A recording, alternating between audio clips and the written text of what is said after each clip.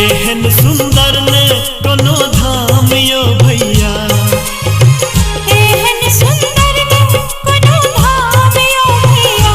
सबसो पावन एही धरती पर